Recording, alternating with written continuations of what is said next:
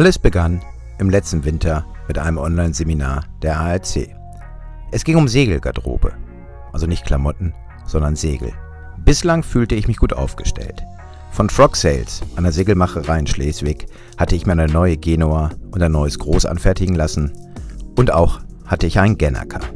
Vollkommen ausreichend für das Mittelmeer.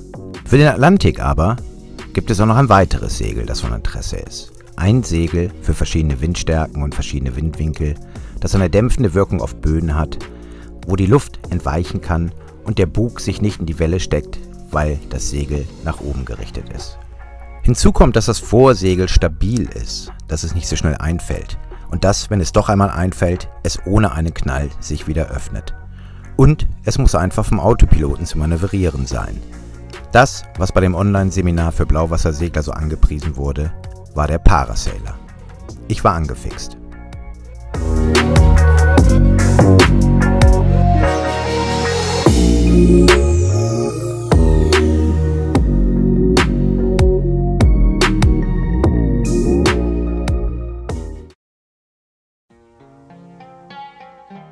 Wie es der Zufall wollte, hatte unser Freund Herbert auf seiner Lagoon einen Parasailer der ersten Generation.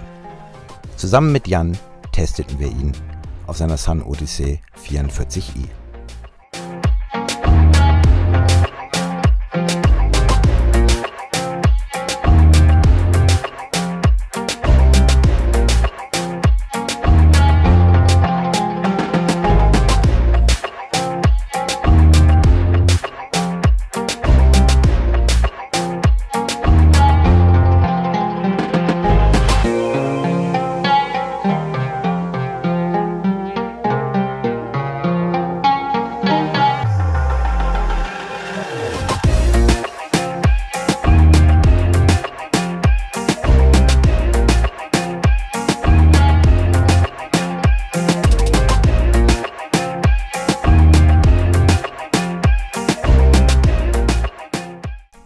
Das Segel machte Spaß.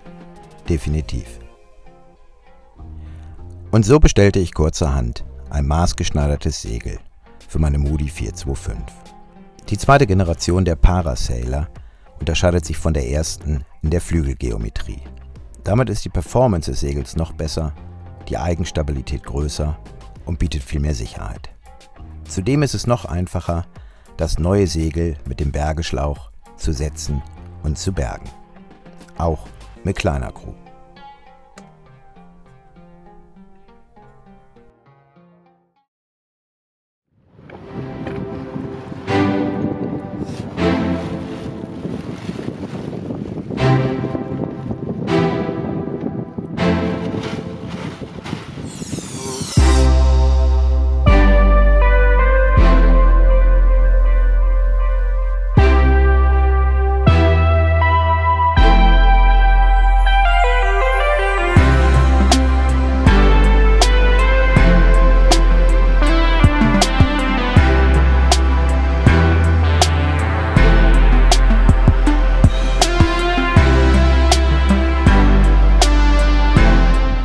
So, und jetzt versuchen wir mal, den Parasailer heute so zu fahren.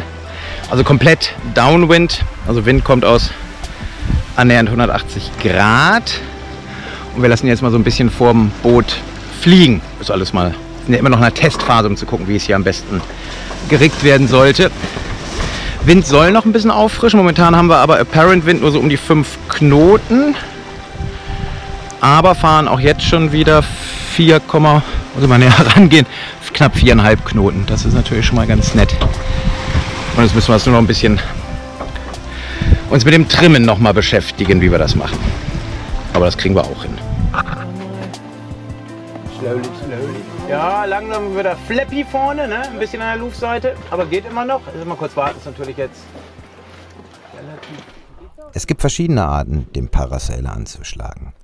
Bei Downwind-Kursen um die 180 Grad lassen wir den Spinnaker einfach vor dem Bug fliegen, an 2 Schoten. Einen Spinnakerbaum braucht man nicht.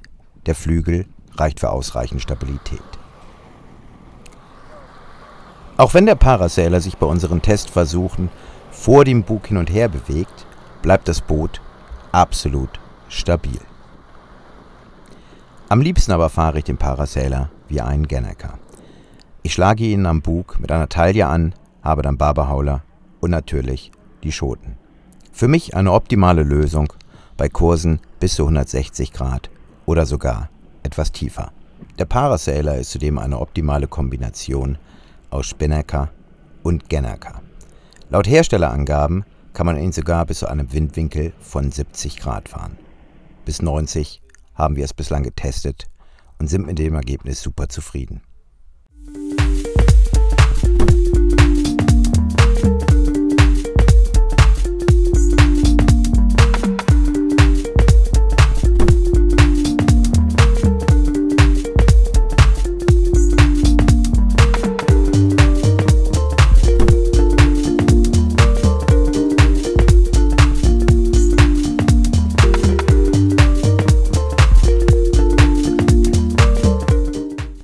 Fünf, 6 Mal haben wir den Parasailer fliegen lassen. Hatten wir Probleme? Nein, überhaupt nicht. Natürlich haben wir beim Setzen einmal eine Schot falsch gesteckt, aber das war auch schon alles. Vor allem das Runterholen des Segels klappte jedes Mal problemlos. Anders als noch beim Parasailer der ersten Generation. Das neue Patent des Easy Snuffers war wirklich einfach zu bedienen. Und auch mit kleiner Crew. Es gibt Berichte von Seglern, die den Parasailer auf dem Atlantik selbst bei 35 Knoten Wind eingesetzt haben. Wir haben ihn bis 22 Knoten gesegelt. Dann haben wir ihn eingeholt. Nicht, weil wir dem Segel nicht trauten, sondern eher uns. Wir sind ja noch in der Testphase. Und selbst das Verstauen des 120 Quadratmeter großen Segels geht erstaunlich einfach. Dank eines Kompressionssacks.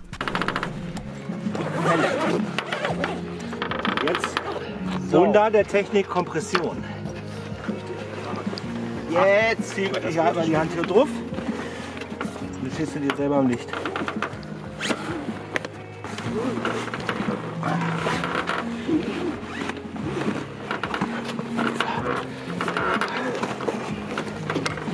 So, die Sau nicht schön, aber selten.